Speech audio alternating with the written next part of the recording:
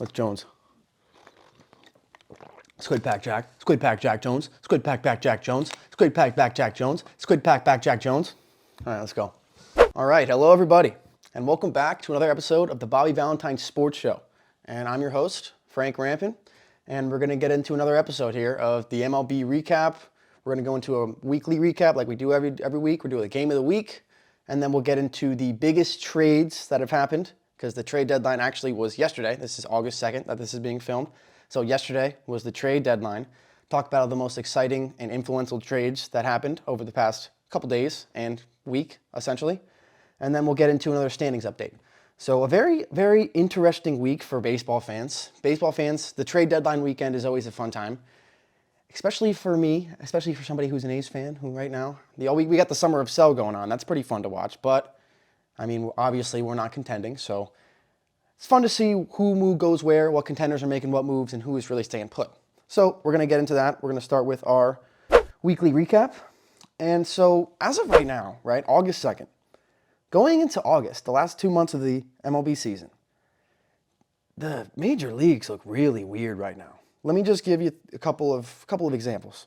The Yankees entered August in last place for the first time since 1990.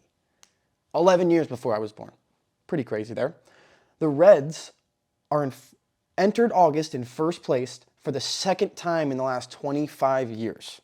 So those baby Reds, like we've talked about a lot over the past couple weeks to month, they are still hitting their stride and still, as of right now, in first place in the NL Central. The Orioles they're entered August as the leader in the AL East for the first time since 2016, and the Texas Rangers as well will take the division lead into August for the first time since 2016. The Cardinals will enter August in last place for the first time since 1995. 1995. It's pretty crazy to see the Cardinals not contending, and it seems like they always are every single year, and that shows you that it's been a while since they were in last place looking like this. So, I mean, a bunch of crazy things going on so far. Wild, wild stuff. And I feel like a lot of this has to do with the recent strategy that teams have implied over the past couple years. Let's talk about the top payroll squads right now. The top 4 teams in payroll in the MLB are the New York Mets, the highest payroll of all time, and we're going to get into that a little bit more. See the fire sale that's going on there, what happened to that team. So the New York Mets, highest payroll of all time. The Phillies are in there. The Padres are in there, obviously, with their crazy amount of players, and obviously the Yankees, because they always are. Why not? 3 out of the 4 of those teams are not in playoff contention right now as I speak. The only one that is the Phillies, and they're in a wild card spot because the Atlanta Braves are the best team ever. The San Diego Padres, the New York Mets just had a fire sale. They were the highest payroll team of all time. They just basically paid $60+ million to get rid of 2 Hall of Fame pitchers for prospects. One of them's Acuna's brother, but who knows what they're going to be. So they just paid a ton of money to get rid of these Hall of Famers to hopefully boost their team for the future. So we'll see. But San Diego, New York, like, they're not doing anything this year. Like, these top payroll teams are in trouble right now. The Mets are set back for at least 2 years, 3 years. Going into the season, it was Mets. Like, Mets and Braves, like, this is it. So continuing on with our weekly recap. The American League Player of the Week for this past week. And stop me if you heard this again. Stop me if you've heard this before. Shohei Ohtani is your American League Player of the Week. Go figure. As a hitter, he hit 300 with 3 home runs with a 1.282 OPS. OPS over 1,000. And, he hits too, obviously. 1 hit complete game shutout with 8 strikeouts against the Tigers in game 1 of a doubleheader, right? And then what does he do in game 2? He homers twice. And that was actually the same game you were watching last week when I thought he went deep in the first game. But that was just the game where he threw the complete game shutout. So no, not the homer there, but complete game shutout.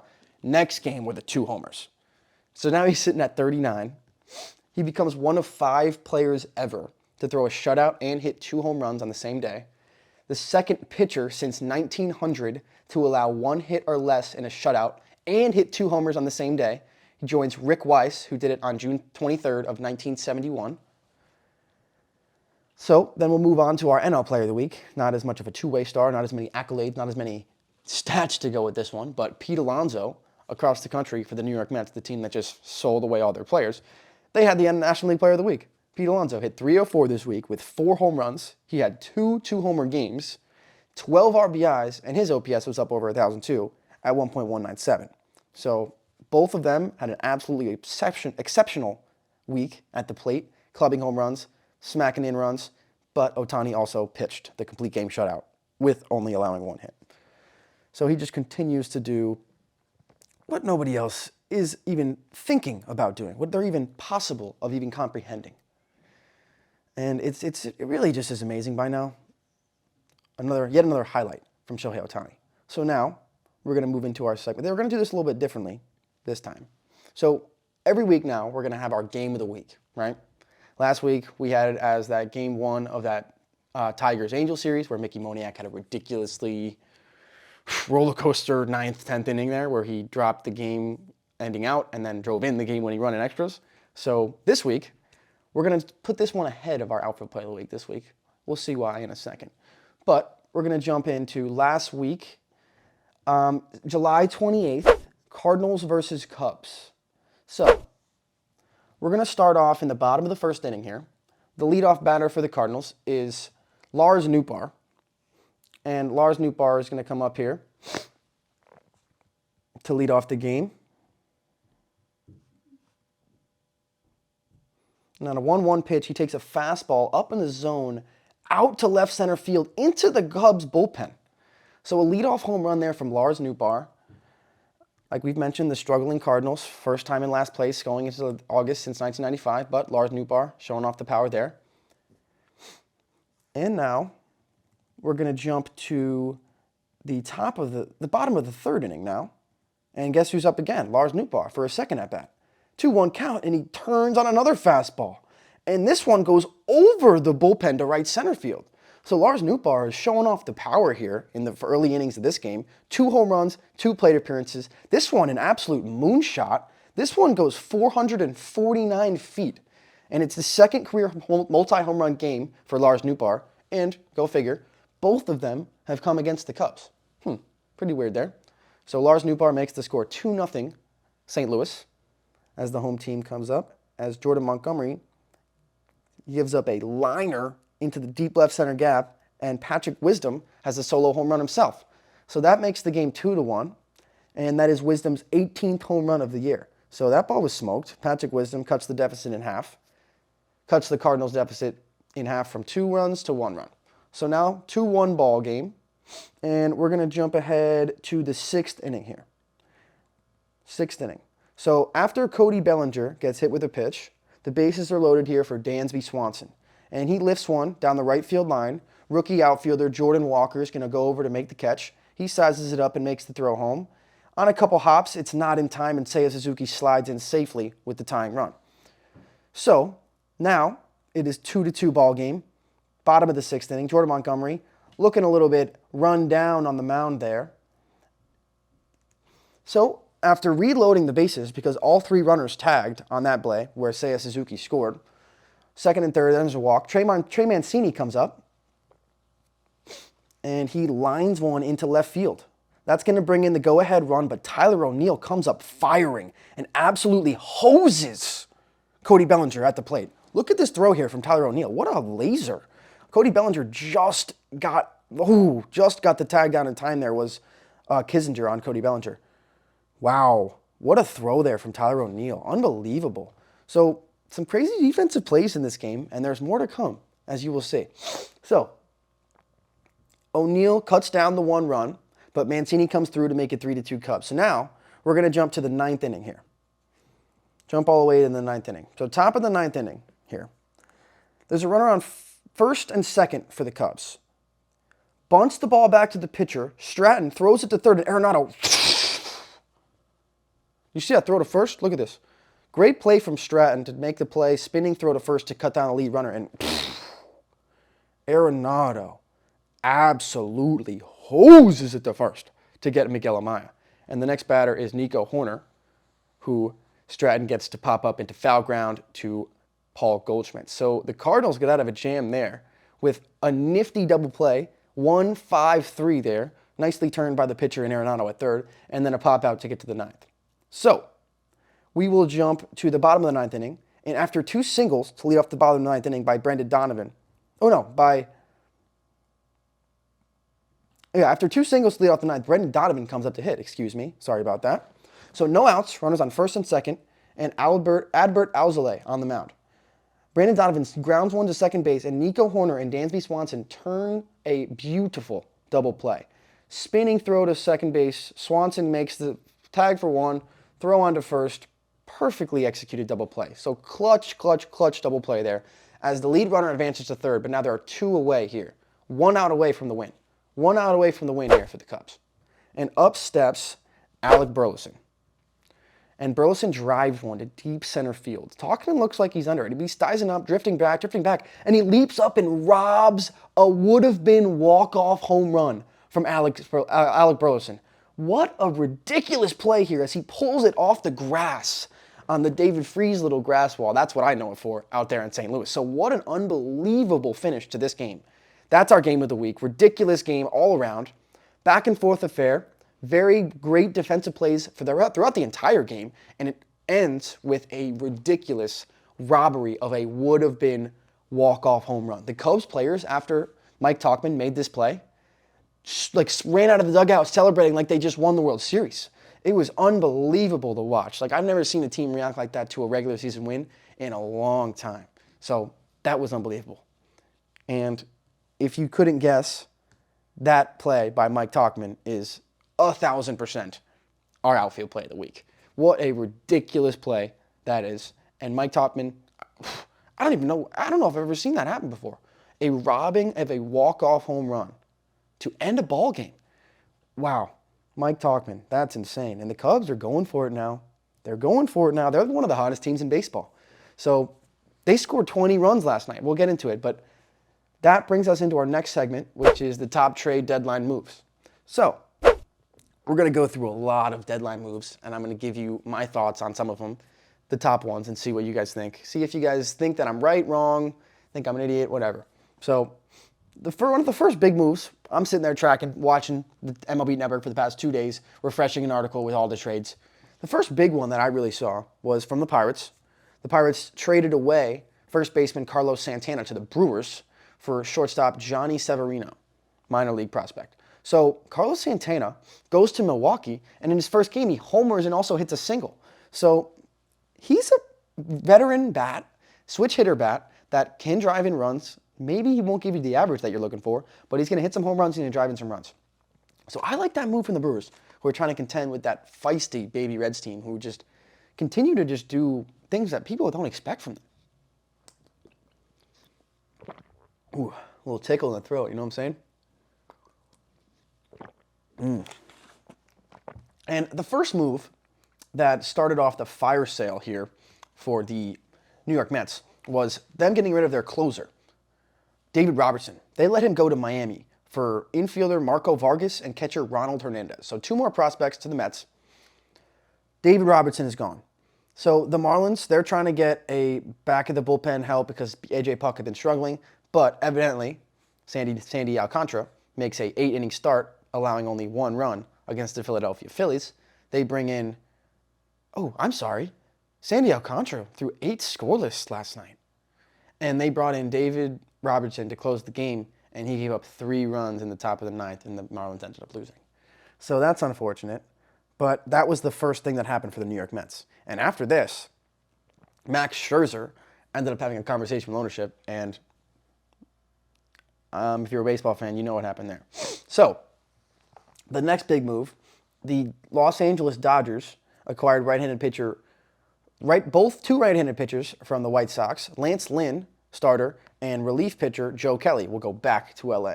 So Lance Lynn actually made his first start last night. He did pretty well. He went into the 6th inning. I think he had 0 runs going into the 6th inning against the Oakland A's. I was watching the game last night. First start for Lance Lynn at Dodger Stadium against the worst team in baseball. So good for him.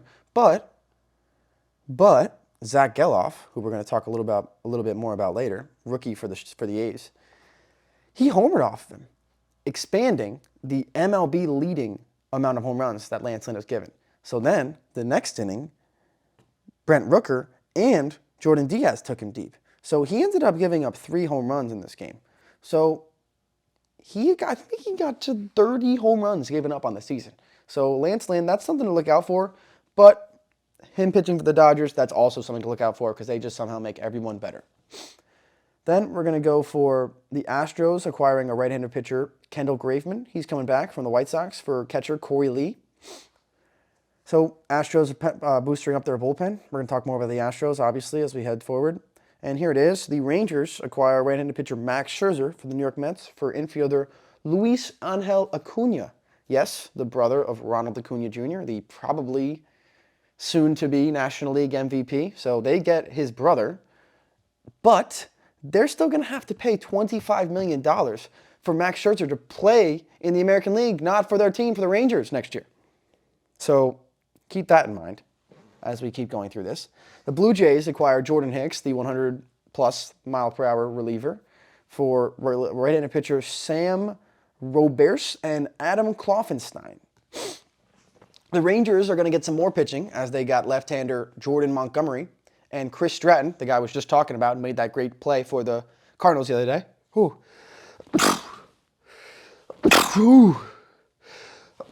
Whew. Excuse me, people. Jeez. So the Rangers really trying to boost their pitching staff with the left-handed pitcher Jordan Montgomery. Both the pitchers that we were talking about in that game of the week. As soon as that game of the week happened, they got sent right to Texas. So let's see if they're going to help there. The Braves got Nicky Lopez from the Royals, and we'll see what he does because that Braves lineup is incredibly stacked. Maybe a pinch runner, maybe a defensive replacement later in the game, but we'll see because not the bat that probably will get himself sticking out in that Braves lineup every single day because everyone on that team has a 800-plus OPS. So then we'll move into the Angels. The Angels we talked about last episode, they got Lucas Giolito, who actually pitched today. Did not have a great outing against the Braves. Not awesome. But Angels have been playing better baseball. They're sneakily, slowly moving up in the standings. And they acquired two players that they formerly drafted. C.J. Cron and Randall Grichuk. Jeez. What's going on right now? I can't stop sneezing. What is going on? What is happening? I haven't sneezed at all today. Not one time. And now I'm having a freak out attack. Oh my gosh. Oh. So going back to the Los Angeles Angels. God. Oh. C.J. Cron, first baseman, and outfielder Randall Grichuk from the Colorado Rockies. Two players that the Los Angeles Angels formerly drafted will be coming back in a trade for two pitching prospects. So, and we'll get into this later, actually. This is our trade deadline segment. I'm all over the place. The sneezes are throwing me off. I'm losing it, people. Another pitching move. The Rays acquiring right-handed pitcher Aaron Savali from the Guardians. They're looking for pitching because they've been getting some injuries. Zach Eflin got hurt recently. McClanahan's been banged up kind of all year. Like, they need to get a little bit more consistent because the Tampa Bay Rays are in a long struggle. Since the beginning of the season, they have been in a long struggle. They've had one of the worst 2 months in their franchise history. I'll get into that a little bit more later too. But the D-backs got a closer. They're looking to get going because they've been struggling since the All-Star break. They got Paul Sewald from Seattle for big leaguers Josh Rojas and Dominic Canzone, as well as minor leaguer infielder Ryan Bliss. So 3 players going, 2 big leaguers for Paul Sewald. So hopefully Paul Sewald can do well for the Diamondbacks because they kind of gave the ball out there. And second move of the fire sale from the New York Mets. The Brewers acquire former Oakland Athletic and one of my favorite big leaguers. I think he's a very complete player, and every time I watch him play, he produces. Mark Canha from the New York Mets for right-handed pitcher Justin Jarvis, the Brewers' number 30 prospect. Mark Canha, I think a solid player that could help that Brewers team in a number of different ways in the outfield, corner outfield spots. He could play first. He was playing first base a little bit for the Mets. I saw him play first when I went last week. So, I mean, Mark Canha, he can do a lot for you.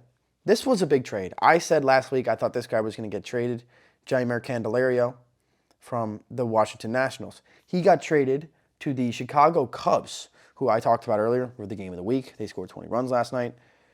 He is on the Cubs now. So I think that's a pretty interesting move. He's a good bat. He's not the best defender, but he's a good bat. For that Cubs lineup, Wrigley Field, that could be good. They scored 20 runs last night. I'll say it again. The Giants are trying to keep themselves relevant, keep themselves in the hunt, in the thick of that wild card race in the National League as they acquire A.J. Pollock for the utility player Mark Mathias. And the Reds, they took one of my Oakland Athletics. They took left-handed reliever Sam Moll for a right-handed pitcher, Joe Boyle. So, reliever, Sam Moll's actually been doing pretty well over the past month or so. So that's really why he got traded. And then about 20 minutes later, I'm sitting here about to go to bed, actually. And I'm refreshing the trade deadline. This was the night before. This was 2 nights ago. I'm sitting there after the A's play, refreshing my computer, about to go to bed, see if we traded anybody. And Sam Moll goes. And I'm like, all right, I'm about to go to bed. I refresh it one more time. Top picture, Jace Peterson. Diamondbacks get Jace Peterson from the A's, and we get Chad Patrick. So Jace already played his first game for the D-backs in San Francisco. He didn't have to go too far, so that's good for him. Playing for the D-backs. The Braves got Brad Hand from the Rockies. The Padres got Rich Hill and G-Man Choi from the Pirates, but why? Why? Padres added, didn't trade a thing. Like they're, like what? Are they going to win? No. So confused there. We'll get into that. The Blue Jays, this is an interesting move. The Blue Jays just acquired Paul DeJong, shortstop from the St. Louis Cardinals, because Bo Bichette, who right now is the American League average leader, he got hurt. He hit a base hit down the right field line, was trying to stretch it to 2, slammed on the brakes late, and he just pulled up, let himself get tagged. It looked like a knee injury, but it seems like it's not too serious, and he's day-to-day right now, but hopefully he'll be back soon, and that's not too bad. And here's the trade of the deadline, really. This is the blockbuster move that everyone's talking about, and the last real nail in the coffin to the New York Mets fire sale. Justin Verlander, the 2022 Cy Young Award winner for the American League for the Houston Astros, is going right back to Houston to the former World Series champions. Oh my gosh. Oh my gosh, American League, beware. Like, that's all I have to say. Gosh. The Phillies got Michael Lorenzen from the Tigers for infielder Hao-Yu Lee. The Brewers got Andrew Chafin from the D-backs because the D-backs just got Seawald. The Marlins got third baseman Jake Berger from the White Sox, which is very interesting. I'm going to go back to school down there in Miami, in West Palm Beach in a couple weeks, and I'm definitely going to go watch the Marlins play. So interesting trade there with Jake Berger, who's up there in the top percentiles in all of hard hit rate, barrel percentage in the whole league. Austin Hedges is going to the Rangers from the Pirates for international bonus pool money. Looks like the Rangers are looking for a number 2 catcher to be a really defensive guy, as Hedges is not known for his offense. He's like a career 180-something hitter, but he's a good defensor. He's a good defensor. Yeah, he's a good defensive catcher. So hopefully he'll be the number 2 there behind Jonah Heim. And, I mean, Mitch Garver's there, too. So we'll see what they do. The D-backs got Tommy Pham from the Mets. So I did say that the fire sale was over for the Mets, but no, Tommy Pham gone, too. He's going to the D-backs. He's going to get some more outfield help there because they just let go of Dominic Canzone. And the Mets get another shortstop prospect, Jeremy Rodriguez. But, I mean, do they really need a shortstop prospect? I'm not sure. Phillies acquiring infielder Rodolfo Castro from the Pirates. The Red Sox are getting infielder Luis Arias from the Brewers, which is kind of interesting because they just got rid of Kike, who'd been doing infield work, and Yu Chang has not been as what they're expecting. He was good during the WBC. He was actually player of the pool for Chinese Taipei, I believe. Probably had something to do with why the Red Sox signed him, but he has not really panned out. Ryan Yarbrough is going to the Dodgers, but the Dodgers didn't get who they wanted. They had a deal locked and loaded for Eduardo Rodriguez. And for some reason, they made this deal, probably 30 minutes before the deadline. Eduardo Rodriguez had the Dodgers on his no-trade clause. So it fell through. But how do you not know that until 30 minutes before the deadline? Crazy. Another move by the Marlins. The Marlins got Josh Bell from the Guardians for Gene Segura, who is kind of a fan-favorite player, and infielder Khalil Watson, who some people believe they pulled the plug on too early, the Marlins. But they do get Josh Bell, and because they get Josh Bell to play first, they got rid of Garrett Cooper, sent him to San Diego for 2 pitchers, Sean Reynolds and Ryan Weathers. And the Padres jump in there and do the last move of the deadline and get Scott Barlow from the Royals. But posted a video about it yesterday, talked about it last week. I thought that Dylan Cease was going to get moved. And the team that I thought he was going to get moved to was going to be the Baltimore Orioles. I thought that'd be very interesting. It came up like 10 minutes before the deadline was over. Dylan Cease was interested. Like there were two teams interested in Dylan Cease, the Baltimore Orioles and the Los Angeles Dodgers. And I was losing my mind. I was like, oh my gosh, no way. They should get it. That'd be awesome. I called it. But nope, the Orioles instead get the right-handed pitcher from the St. Louis Cardinals, Jack Flaherty. So they do bolster their pitching staff, but not with the one that I was hoping for / thought was going to happen. So that wraps up our trade deadline, the top trade deadline moves of this year's trade deadline. And now that that's over, everyone's made their move really, we're getting into the thick of it. We're getting into the last 2 months of the MLB season, getting into playoffs. Wild card races are going to get ridiculously tight. A bunch of teams are still alive in the American League and the National League, and certain division races are going to be very, very fun to watch. So now we're going to get into that, and we're going to look at the MLB standings update. So, like we have been, we'll start with the dominance of the American League East that's been going on so far. So,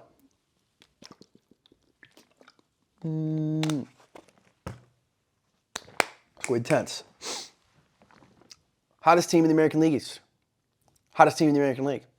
The Baltimore Orioles. Still. And, like I said earlier, they entered August in first place for the first time since 2016. So, that's great stuff there. Anthony Santander hit a walk-off bomb off of Tommy Kahnle the other night, almost onto Utah Street. And the Orioles their offense is unbelievable. Every time they hit an extra base hit, I'm sure you guys know, but they have they do the sprinkler when the guy hits double, right? And the dugout does they squirt the water through their teeth. So, the outfield, they adopted a splash zone in the outfield where they have a guy named Mr. Splash who comes out there and sprays all the fans with water. And this past weekend, Adam Jones, Orioles legend, was Mr. Splash. He had the floaties on, he had the sunglasses on, he had a bucket hat, he was spraying the crowd. So that was pretty funny to watch. So the Rays, talk about the Rays. I talked about them a little bit. They need to figure it out. They started the season 30-9. 30-9. Think about that. They had 30 wins before they had 10 losses. That is ridiculous. Since then, they're 30-31. Like, that's kind of nuts. They had one of the most historic starts in the history of the sport, and they're 30-31 since then. That just tells you what baseball is. Everything can turn on a dime in an instant. That's just how this game is. And if the Rays don't figure it out, the Orioles are going to run away with this thing because they look like the best team in the league right now, besides the Braves. Best team in the American League. Sorry, Atlanta. Sorry, Chen. Chen, you got to watch this, brother. Then we have the Blue Jays. The Blue Jays hold the last wild card spot in the AL right now. So that's just going to be a very interesting race. They're in it. The Yankees and the Red Sox are on the way out looking in. The Angels too. A lot of teams are going to be looking for it. We'll get into them. The Red Sox right on the heels of Toronto. So this is going to be wild. And the Yankees enter August for the first time since 1990 in last place, like I said before. And, it looks like it's coming to an end. I'm going to keep going because I have to go get a Bucky Dent bobblehead this weekend. I'm probably going to go again because it's too close to me. It's just I have to. But, with all the deadline stuff going on, the trade line buzz, everything, everyone making teams, scrambling, the only team that did not make a single move from July 1st to August 1st, before August 1st, was the New York Yankees. The team that's usually emptying their pockets and getting anybody they can for no matter the price. They didn't make a move until the last possible second when they got reliever Kenyon Middleton from the White Sox. And that's not a traditional Yankees blockbuster move at the deadline. Are the Yankees conceding? Are they just living with it right now and they're going to figure it out in the offseason? Seems to me that's what's happening. Very weird. Very weird. So we'll jump over to the NL East. And I've been throwing it in and out the whole podcast. The Atlanta Braves are the best team in baseball. They did lose one to the Angels, game 1 of a series, but they took the next 2. I assume. They're up 9-1. That's the last I checked, but they're nasty. Ronald Acuna Jr. is the first player in MLB history to reach 20 home runs and 50 steals before August. 20 home runs and 50 steals before August. 2 months left in the season. And he's got like 25 bombs and 52 or 53 steals. And he's only going to add. Matt Olson. Matty, I miss you so much, dude. He's got such a sweet swing. He's so good. Like, he's so good. Like, this dude, oh my gosh, he leads the MLB in RBIs, and he leads the National League in home runs. I believe with 35 or 36 now. He lives at the Chop House. Like, Matt Olson needs to have a designated table in the Chop House. The dude's there every other night. On the roof, in the front door, through the front windows probably. Like, that guy, every time I see him, he's in the Chop House. And they're on pace to break the record for the most home runs in a season, the Atlanta Braves. They're the second team in MLB history to hit 200 home runs before August. Second team in MLB history to hit 200 home runs before August, joining the 2019 Twins, the Bomba Squad, as Big Buck likes to call them. Post Mustard, shout out right there. But that's ridiculous. They have 32 more home runs than any other team in baseball. What? And on the other side of the ball, the pitching side, Spencer Strider just became the fastest pitcher ever to reach 200 strikeouts in a season in 123 and 1/3 innings pitched. And you know whose record he broke? His own from last season. So 2 seasons in a row, he becomes the fastest pitcher in the MLB in the history of the league to strike out 200 batters. Back-to-back seasons. Like, this Braves team is ridiculous. Like, come on. 10. What is going on? Phillies just jumped ahead of the Marlins this week. They're playing good baseball. They're sitting atop of the NL wildcard picture right now. They just came back and beat the Marlins in the ninth last night. I talked about that. David Robinson blew a save. Taijuan Walker became the first pitcher to reach 12 wins this season. And he reached 12 in his 22nd start. That's weird. That's an interesting pitcher. Not a person that I would think. So then we'll talk about the Marlins. They're the first team out of the wildcard spot right now in the National League.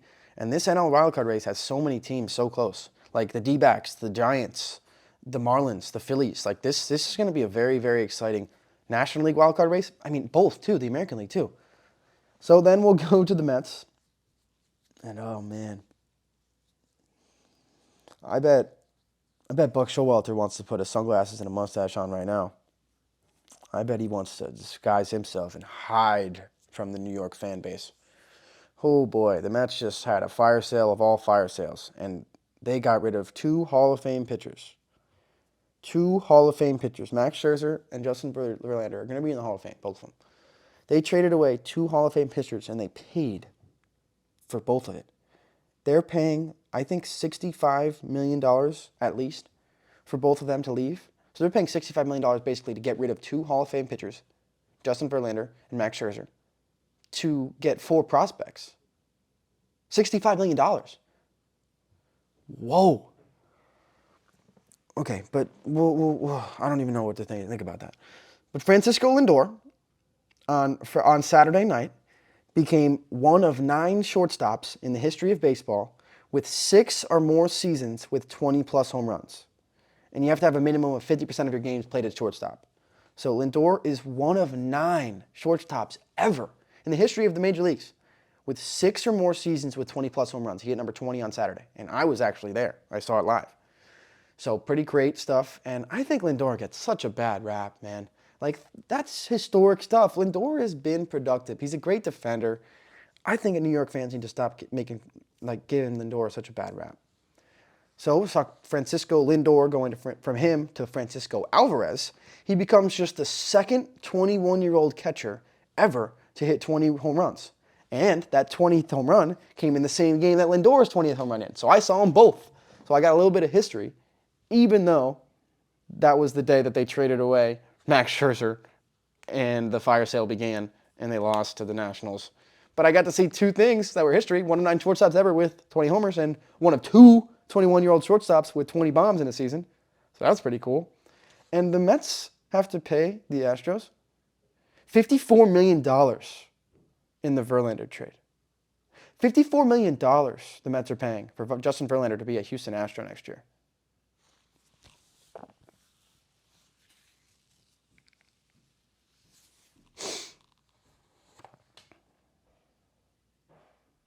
I don't know what else to say. We're moving on. The Nationals.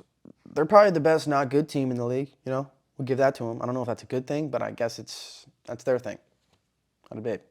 I mean, we have our thing. We're the worst team. So they're the best worst team. AL Central. What? The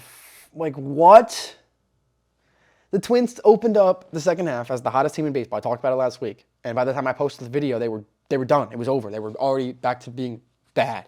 They're so weird. They can't figure it out. And, why didn't they do anything before the deadline?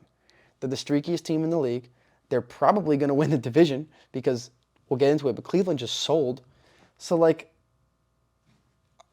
I think the AL Central is just deciding this year we're not good enough, and we're just going to let it go. We're okay for this year. 2024, we're done. So getting into that, the Guardians, why did they sell? They got rid of Josh Bell. They got rid of Ahmed Rosario. Did they really just want Jose Ramirez to drive in every run they ever have for the rest of his career? Because that's what it's been for the first half of his career. It's ridiculous. Gosh, what is that? The Twins are only one game above 500. They could be right there making the playoffs, but they just got rid of two players that could help them. I don't know what they're doing. I guess they're just saying, we can't win the World Series this year, so screw it. And that's what the Twins are saying too. It's I don't know. What's going on? Sorry, I'm freaking out right now. But we'll get into the Tigers. Miguel Cabrera, gets warm welcome from the Marlins faithful in Miami, where it all started. And he was a rookie back in 2003 when the Marlins won their second World Series. And there's that infamous clip where he had that great at-bat against Roger Clemens and took him deep oppo in Miami as I don't even know, probably a 19, 20-year-old. That just showed you that this guy was going to be a future Triple Crown winner, 3,000 hits, Hall of Famer for sure. That we should have known as soon as that at-bat happened. And after his last at-bat, he got on base, and he got pinch ran for, and he got a nice standing ovation from the fans in Miami. So that was pretty cool. And, the Tigers are in that conversation with the Nationals for the best not good team, you know.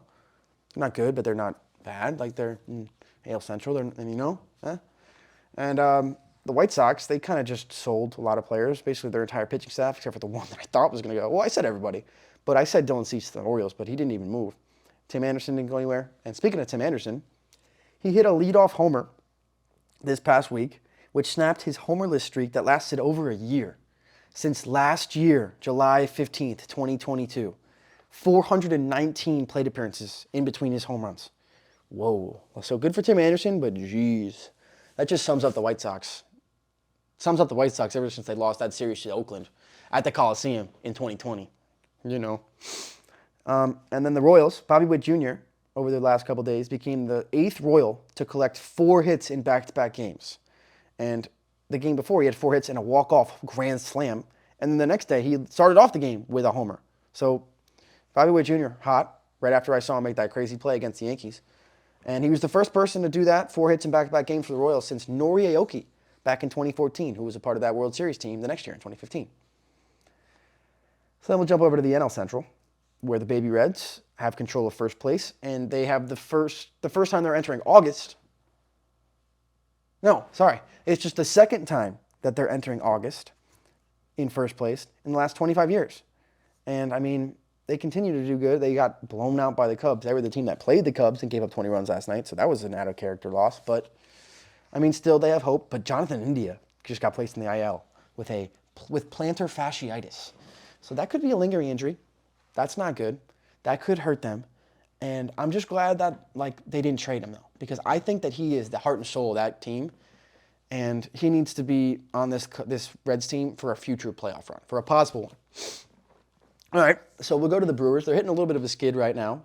They're still in the thick of the NL Central and the NL wildcard race. So they're still there because that Central is very tight. The Reds can't really pull away. Neither team can really pull away. They're just kind of neck and neck. So they're still fighting. And this NL Central and the NL wildcard, that's going to be maybe the thing to watch for the next 2 months. Very, very exciting stuff going to happen because the Cubs are very hot right now.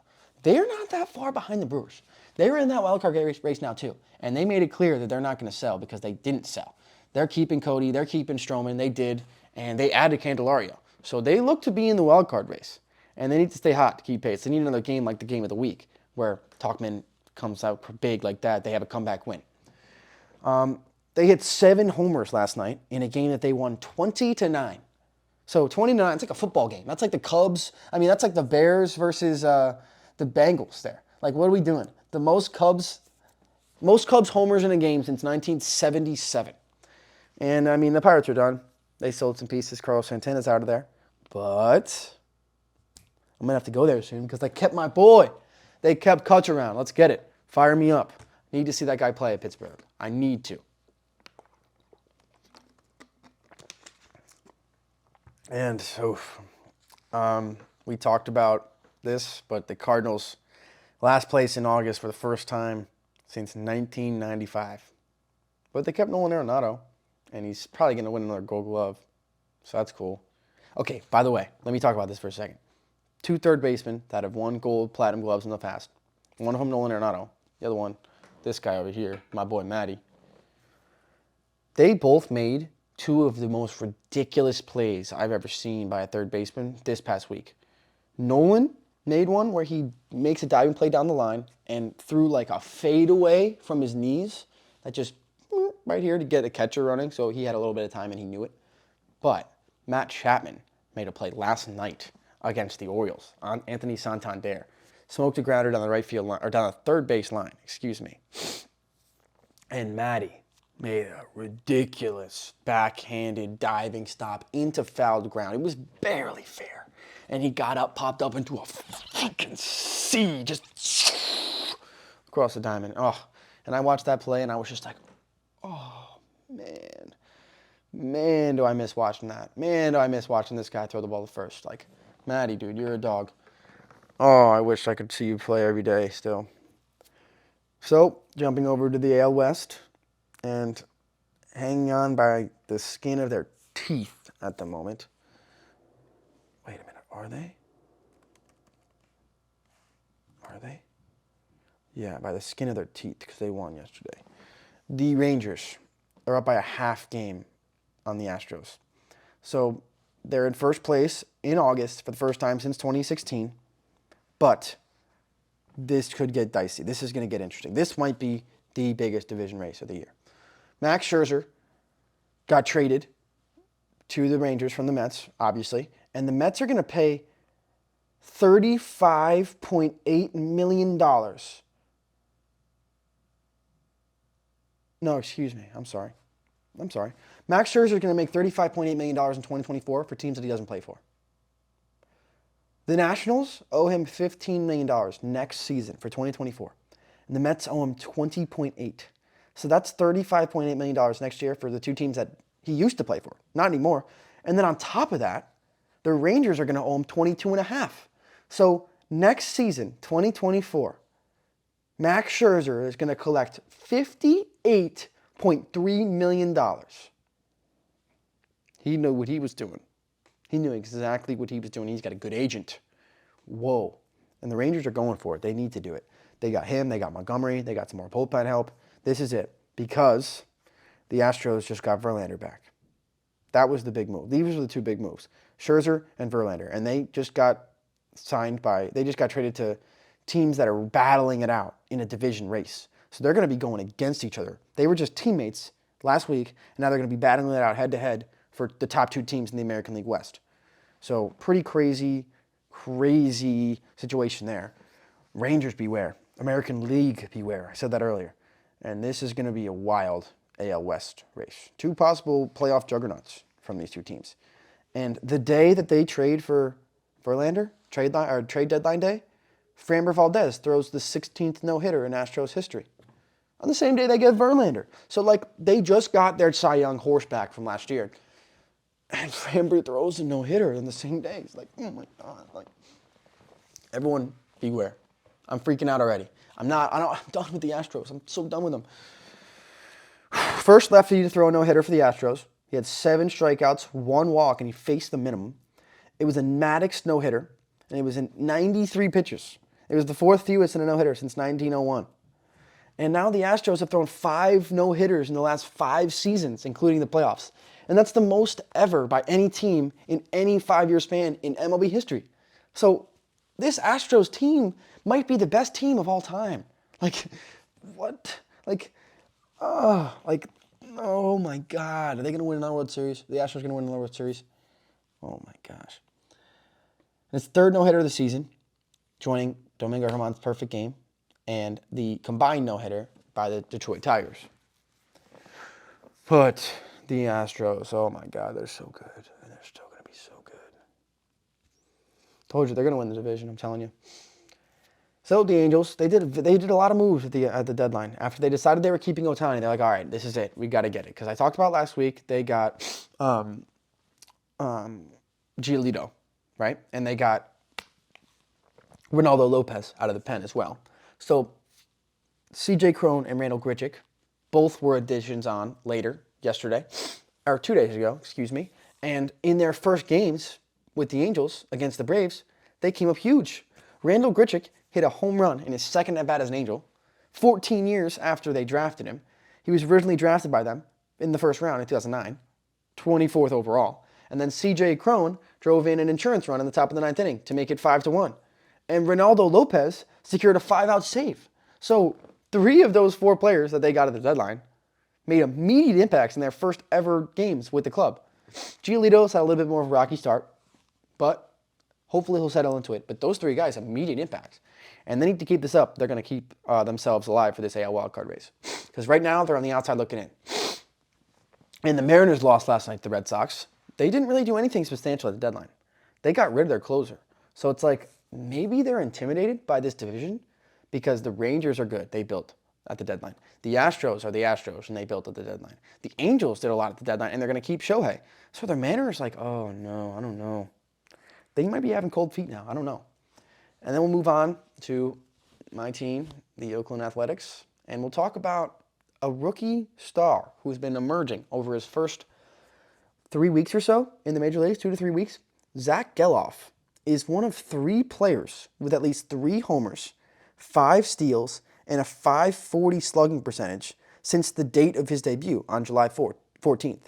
And the only other 2 players that have 3 home runs, 5 steals, and .540 slugging percentage, at least those numbers, since July 14th, are the probable NL MVP, Ronald Acuna Jr., and the probable NL Rookie of the Year, Corbin Carroll. So Zach Geloff has himself in a very elite list of people here, as just in his first 2 to 3 weeks of playing, 3 homers, 5 steals, and .540 slugging percentage. So hopefully he can keep that up.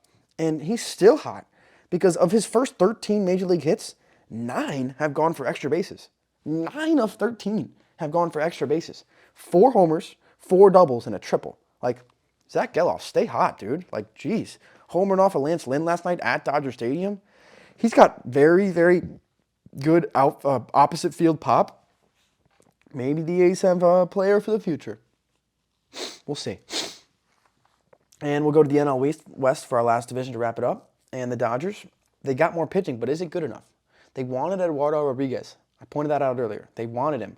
But he had a no-trade clause. He didn't want to go to the Dodgers. And apparently the Tigers and the Dodgers weren't aware of that until the very last minute. So they were able to get Lance Lynn and Ryan Yarbrough. But, like, is that going to be good enough for them?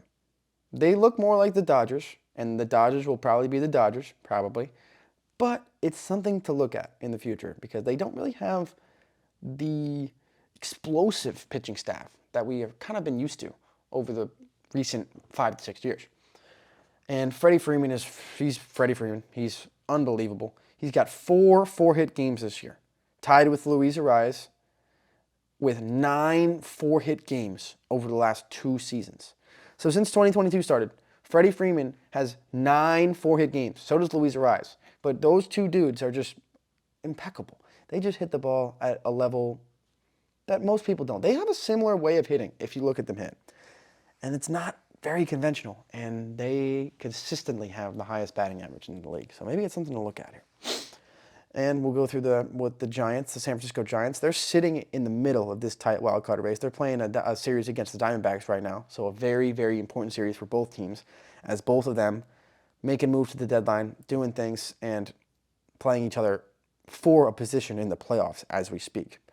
And the D-backs, as I said, this is going to be a fun division and wild card race between these 2 to 3 teams, Dodgers, Giants, Diamondbacks, for the division, and these 3 teams, depending on which one doesn't win the division, in the wild card. because they're going to be in the thick of it. So we'll see what happens with this D-back and Giants series. See who comes out on top, who leads themselves ahead, gets themselves a couple games, go with about 50 games remaining in the season. And the Padres, like, talked about it last episode, but they didn't really sell. They didn't really add. What did they do?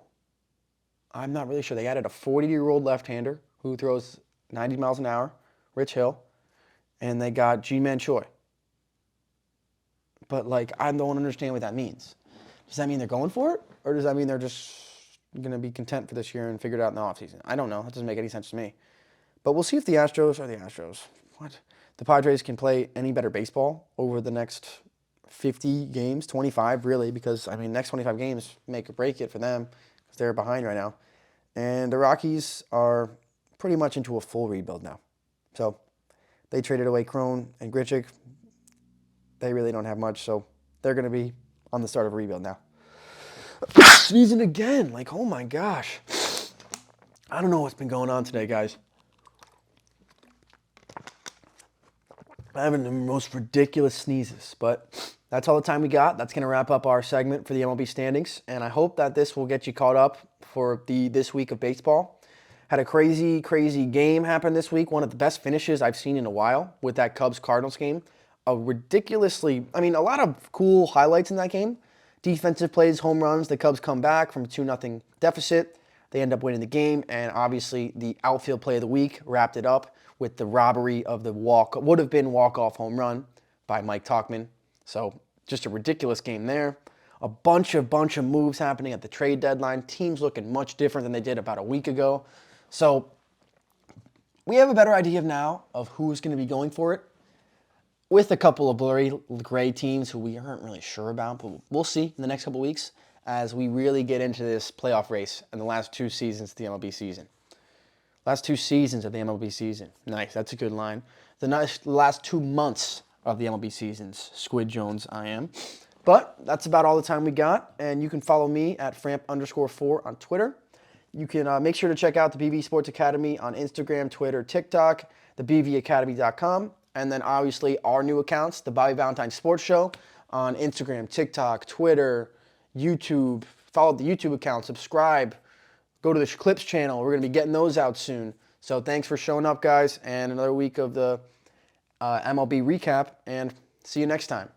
Peace out.